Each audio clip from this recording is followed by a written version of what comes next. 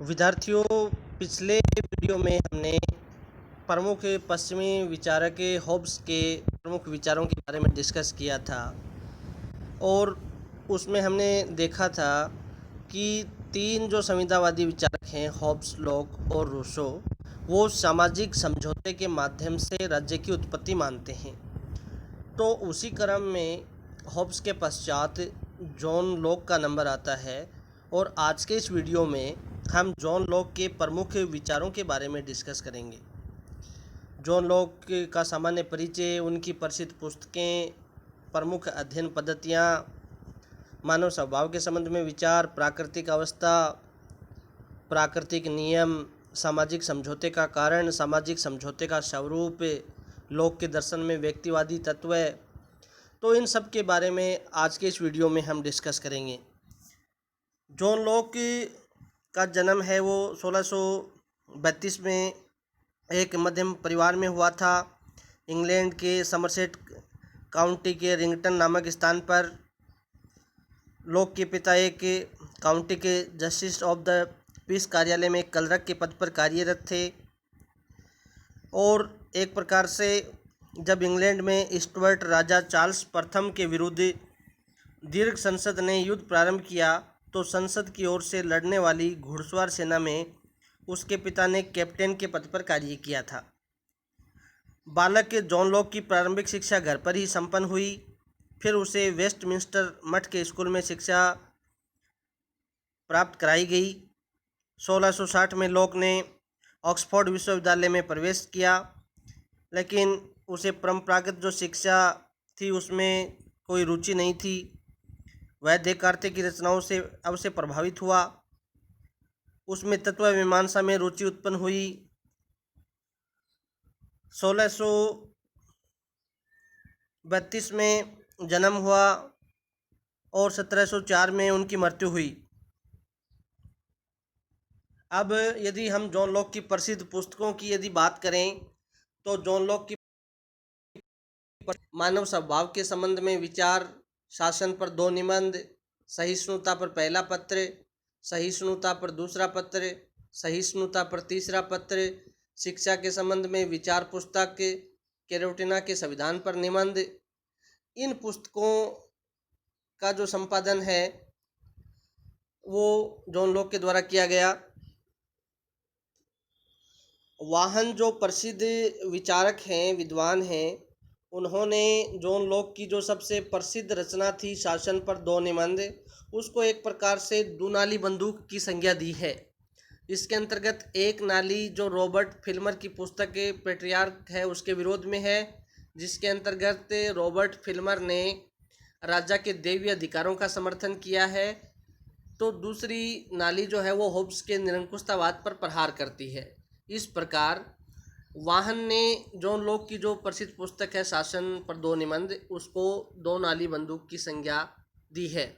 अब यदि हम हॉब्स की जॉन लॉक की अध्ययन पद्धतियों की बात करें तो जॉन लॉक की अध्ययन पद्धतियों में हम देखते हैं कि जॉन लॉक की जो अध्ययन पद्धति है उसमें अनुभववादी और विवेकवादी जो पद्धति है वो अधिक महत्वपूर्ण है। इसका जॉन लॉक ने अनुसरण किया है। जॉन लॉक ज्ञान को का जो स्रोत है वो अनुभव को मानते हैं और वो कहते हैं कि व्यक्ति के जन्म के समय बुद्धि है वो कोरे कागज़ के समान होती है, उस पर कुछ भी लिखा हुआ नहीं होता।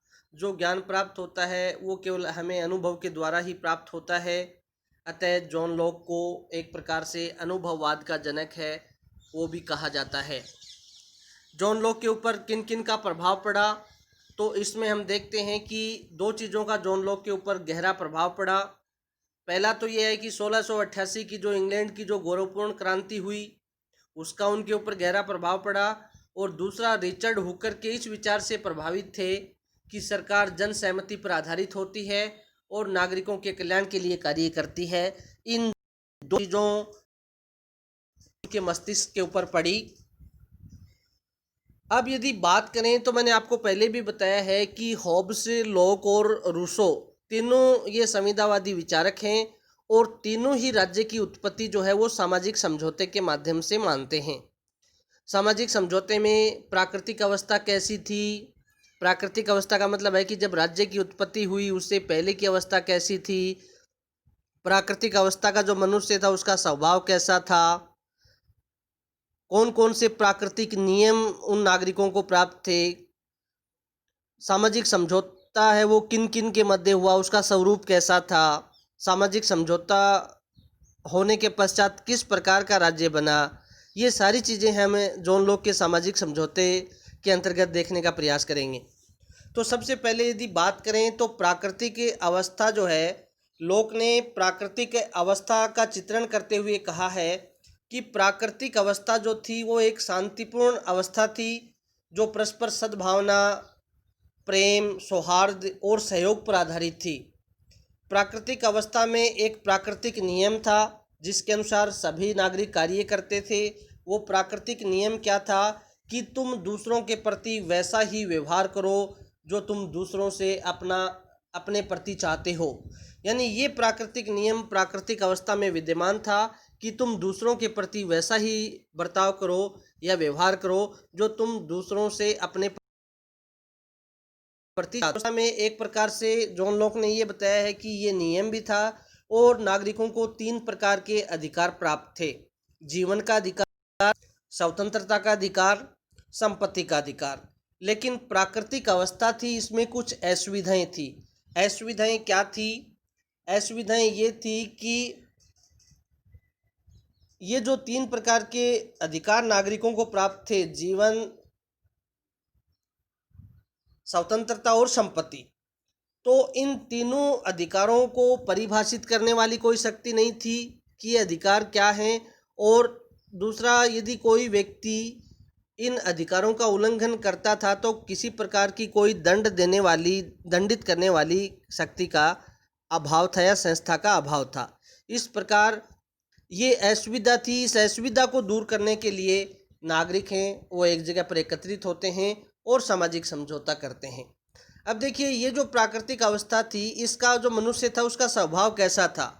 तो प्राकृतिक अवस्था का जो मनुष्य था उसके स्वभाव को चित्रित करते हुए जॉन लॉक कहता है कि प्राकृतिक अवस्था का जो मनुष्य था वो एक प्रकार से प्रेम, दया, करुणा, परोपकार आदि से परिपूर्ण था। उसमें किसी प्रकार की कोई तेरे मेरे की भावना, कोई लड़ाई झगड़े की भावना नहीं थी।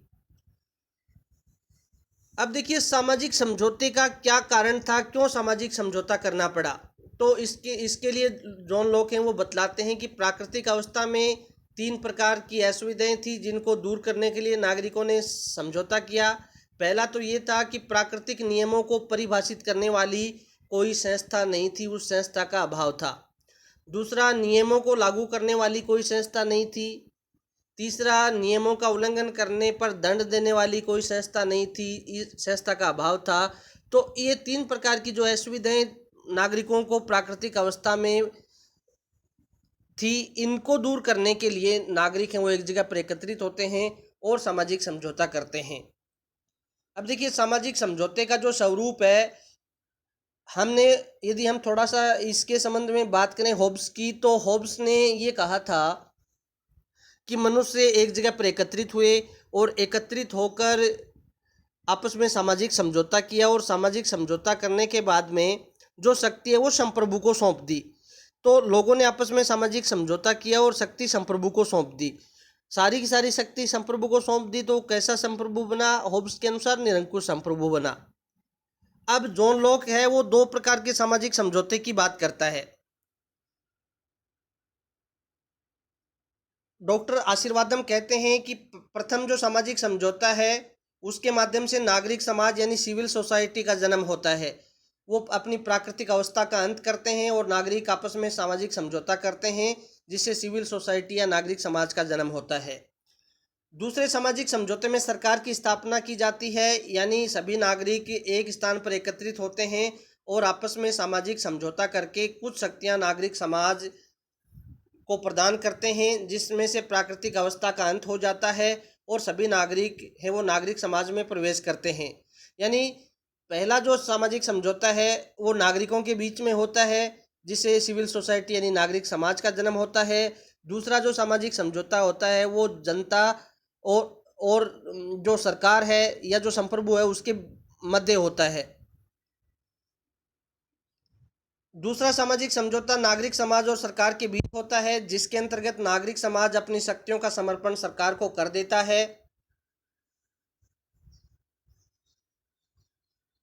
अब देखिए, यदि हम बात करें जॉन लॉक के संप्रभु के संबंध में, तो इसमें जॉन लॉक के सामाजिक समझौते के माध्यम से सीमित सरकार या सीमित संप्रभु की स्थापना होती है, क्योंकि नागरिकों ने संप्रभु को सारे अधिकार प्रदान नहीं किए हैं। केवल अधिकारों को परिभाषित करना, अधिकारों को लागू करना, उल्लंघन किए जाने पर दंडित करना, तो ये कुछ ही अधिकार संप्रभु को सौंपे हैं। इसके अलावा सभी अधिकार नागरिकों के पास सुरक्षित हैं। यदि संप्रभु अपनी शर्तों के अनुरूप कार्य नहीं करता तो जनता उसके प्रति विद्रोह कर सकती है, दूसरी सरकार की स्थापना कर सकती है। अतः जॉन लॉक को एक प्रकार से सामाजिक समझौते के अंतर्गत निरंतर क्रांति होने की संभावना बनी रहती है। जॉन लॉक को क्रांतियों का दार्शनिक भी कहा जाता है। जॉन लॉक कहते हैं कि मान लीजिए संप्रभु है वो आपके अधिकारों की रक्षा नहीं करता, तो ऐसी स्थिति में आप उसको हटाकर दूसरे उसकी स्थापना कर सकते हो। तो इसलिए जॉन लॉक का जो सामाजिक समझौता है या जो संप्रभु है उसमें निरंतर विद्रोह होने की, निरंतर क्रांति होने की संभावना बनी रहती है। इसलिए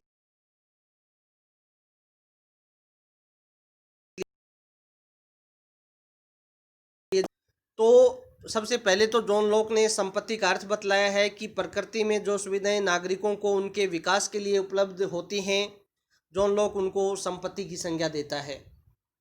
जो संपत्ति व्यक्ति अपने श्रम के माध्यम से प्राप्त करता है उसको वह उचित मानता है। जॉन लॉक के अनुसार संपत्ति प्राप्त करते समय कुछ संपत्ति शेष नागरिकों के लिए भी छोड़ देनी चाहिए। संपत्ति प्राप्त करते समय शेष नागरिकों की सहमति प्राप्त करना आवश्यक नहीं है। जॉन लॉक ने संपत्ति के अंतर्गत भूमि, पेड़ पौधों से प्राप्त होने वाले फलों को भी सम्मिलित किया है। संपत्ति के संकुचित अर्थ में वह केवल संपत्ति को शामिल करता है। संपत्ति के व्यापक अर्थ में वह जीवन, स्वतंत्रता और संपत्ति के अधिकार को भी सम्मिलित करता है।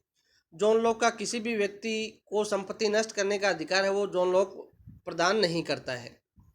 अब बात करें कि जॉन लॉक है उसके दर्शन में व्यक्तिवादी तत्वों की, तो सबसे पहला जो व्यक्तिवादी तत्व है वो तो यह है कि जन सहमति के आधार पर राज्य का निर्माण किया गया है, अर्थात जनता के ऊपर राज्य को थोपा नहीं गया है। इसका मतलब क्या हुआ? इसका मतलब यह हुआ कि व्यक्तियों ने राज्य का निर्माण अपनी सहमति से किया है। तो ये एक प्रकार से व्यक्तिवादी तत्व जॉन लॉक के दर्शन में है। दूसरा, यदि बात करें कि राज्य के निर्माण का आधार व्यक्तियों के प्राकृतिक अधिकारों की रक्षा करना है, तो राज्य के निर्माण का जो आधार है वो या राज्य का जो निर्माण है वो व्यक्तियों के प्राकृतिक अधिकारों की रक्षा के लिए किया गया है। तो ये भी व्यक्तिवादी तत्व है।